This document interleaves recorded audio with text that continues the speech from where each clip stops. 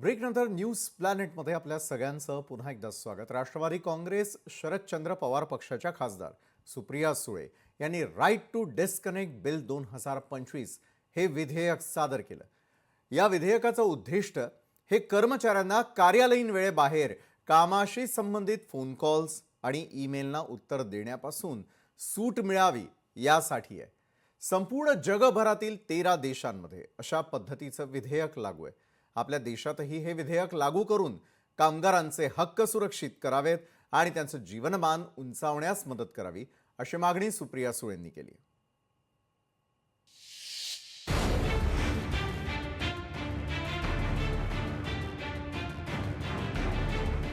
सुप्रिया सुळेंनी मांडले right to disconnect विधेयक। संसदेत राईट टू डिस्कनेक्ट विधेयकाची चर्चा। जगभरातील 13 देशांमध्ये धोरण लागू। कामगारांचं जीवनमान सुरक्षित करण्यासाठी नियमावली। विधेयक लागू करून कामगारांचे हक्क अबाधित ठेवण्याची मागणी। आजकाल डिजिटल क्रांतीमुळे कामाचे तास संपल्यावरही कार्यालयीन काम घरून करावं लागतंय। वर्क फ्रॉम होम करणाऱ्या कर्मचाऱ्यांना 24 तास कार्यालयीन कामांसाठी तत्पर राहावं लागतं। त्यामुळे कर्मचाऱ्यांच्या जीवनमान आणि आयुष्यावर अनिष्ट परिणाम होऊ लागलेत। या संदर्भात वर्ल्ड इकॉनॉमिक फोरमने एक अहवाल प्रकाशित केला। या अहवालानुसार अशा पद्धतीनं काम करणाऱ्या कर्मचाऱ्यांचं प्रमाण 70% अधिक आहे। कामाचा वेग वाढण्यासाठी हे चांगलं जरी वाटत असलं तरी याचा माणसाच्या एकंदर जगण्यावर दुष्परिणाम होण्याची शक्यता अधिक आहे। कर्मचाऱ्यांच्या व्यावसायिक आणि वैयक्तिक जीवनाच्या सीमारेषा त्यामुळे पुसल्या जाणार आहे। कर्मचाऱ्यांचे 24 तास उपलब्ध असणं अपेक्षित असेल तर त्यांना झोपेची कमतरता, तणाव, भावनिक थकवा, तीव्र रक्तदाब इत्यादी अतिरिक्त कामाचे धोके जाणवतात अशी शक्यता यात वर्तवली आहे। त्यामुळे कर्मचाऱ्यांच्या जीवनमानावर त्याचा मोठा परिणाम होतोय।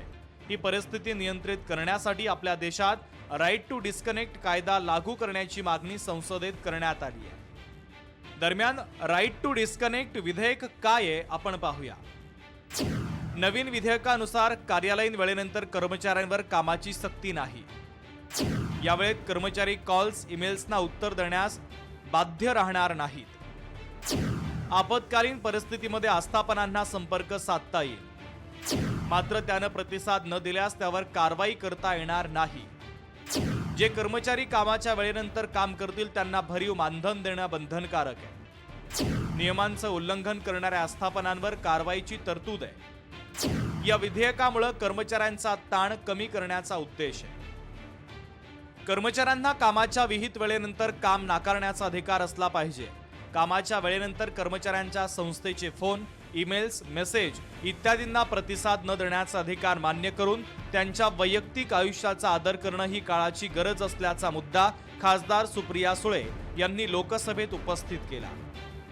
Sir, I beg to move to leave to introduce a bill to establish Employees Welfare Authority to confer the right on every employee to disconnect from work-related telephone calls and emails beyond working hours and on holidays, and right to refuse to answer calls and emails outside of work hours for all matters connected thereafter incidental. Therefore, it's a right to disconnect. Right to disconnect कायदा असलेले देश नेमके कोणते आहेत तेही आपण पाहूया।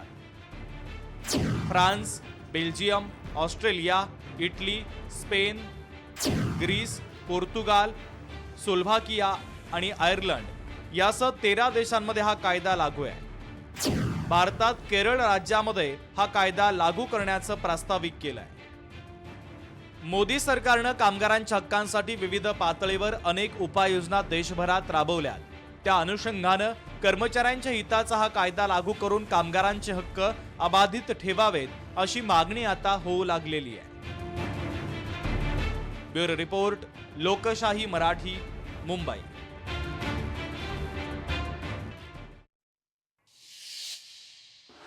तर राईट टू डिस्कनेक्ट विधेयक 2025 या संदर्भात अधिक चर्चा करण्यासाठी आपल्यासोबत आहेत शरद पवारांच्या राष्ट्रवादीचे खासदार निलेश लंके। निलेश लंकेजी, आपलं खूप खूप स्वागत न्यूज प्लॅनेटमध्ये। राईट टू डिस्कनेक्ट वरती झालेली चर्चा ही संपूर्ण देशानं पाहिली। आता हे विधेयक लागू करणं हे या पुढचं पाऊल असेल।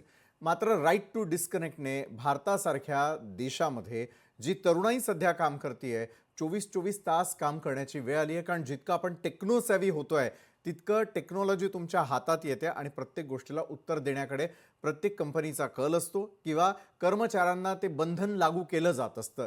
याविषयी तुमचं मत काय आहे? आपल्या पार्टीचं अधिकृत मत काय? निलेशजी. तर काल हे विधेयक मांडत असताना ताईंनी जी भूमिका मांडली हं. ती अतिशय योग्य भूमिका मांडली.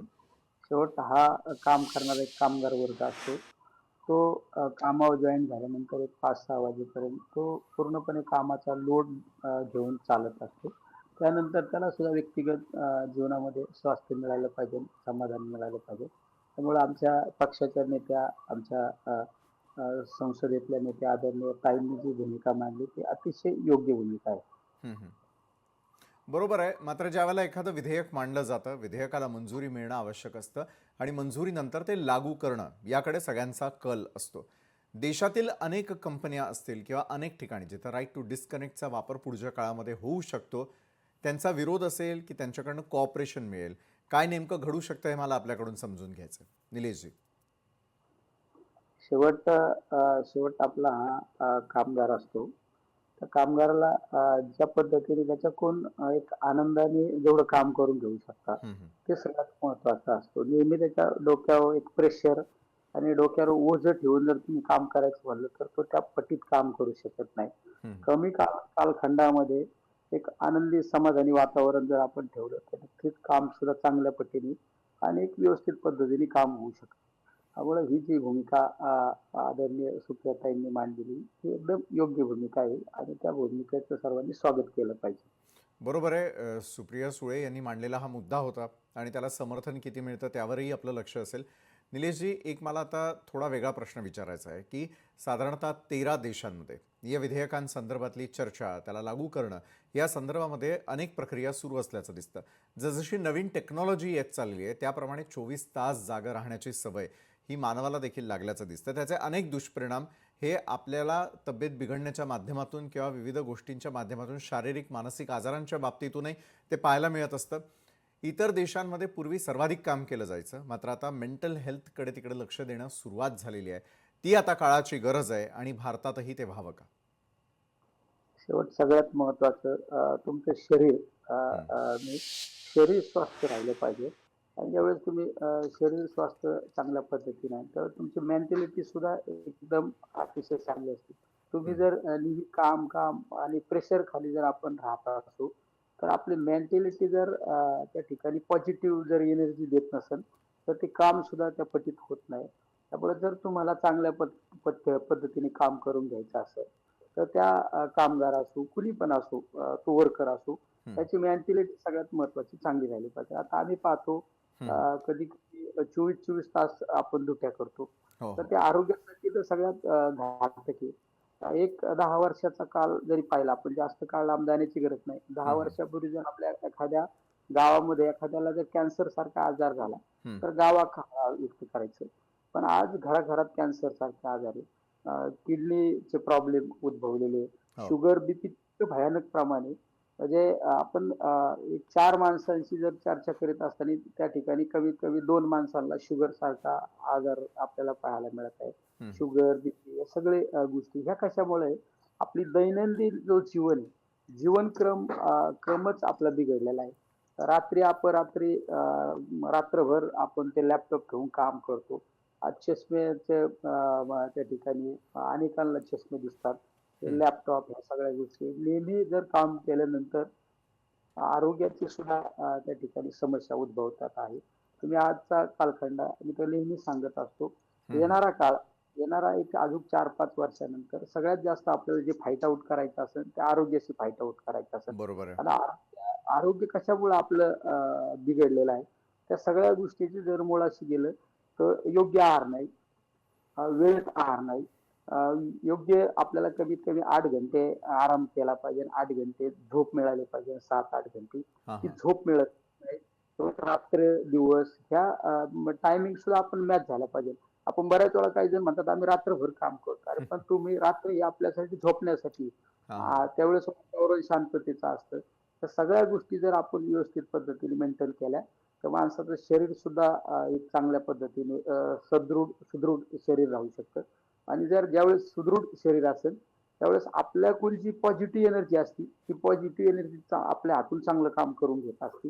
तर ज्यावेळेस बऱ्याच वेळा आपण पाहतो एखादा रात्रभर जागतो आणि दुसऱ्या दिवशी त्याच्या कुलच्या पद्धतीने ज्या पट्टीत काम होणं अपेक्षित आहे, ते काम कधी होत नाही. होत नाही. एखाद्या कार्यक्रमाच्या निमित्ताने आपण एखाद्या रात्रभर आपण जागलो आणि दुसऱ्या दिवशी आपण आपल्या कामावर हजर झाल्यानंतर आपल्याकडून ज्या पट्टीत काम होणं अपेक्षित आहे ते होत नाही. त्यामुळे या सगळ्या गोष्टी जर करायच्या असेल तर हा जो कायदा आहे, जी विधेयक आदरणीय ताईंनी मांडलेलं आहे ते एकदम चांगलं आहे.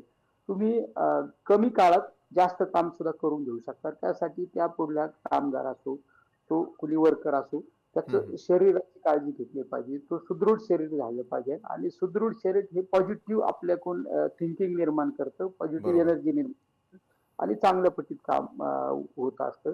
त्यामुळं ह्या दोन्ही गोष्टीचा जर ताळमेळ घालायचा असेल तर आपलं आरोग्य पण सुदृढ राहणार आहे आणि काम सुद्धा चांगल्या पद्धतीत काम त्या ठिकाणी होणार आहे. त्यामुळं हा कायदा अंमलात आला पाहिजे, हे सगळे माझ्यासारखीची भूमिका आहे. बरोबर आहे. शरद पवारांच्या राष्ट्रवादीच्या खासदार सुप्रिया सुळेंनी थेटपणे हा प्रश्न उपस्थित केलेला होता आणि त्याची अंमलबजावणी व्हावी असं स्वतः निलेश लंके जी आपणही म्हणताय. अनेकांचं समर्थन याला मिळणार. आता कायद्यामध्ये होणारं रूपांतर याकडे आपल्या सगळ्यांचं लक्ष असेल. तुर्तास धन्यवाद, तुम्ही आमच्यासोबत जोडला गेलात त्यासाठी. लोकशाही मराठी ऐका, पहा, जागरूक रहा.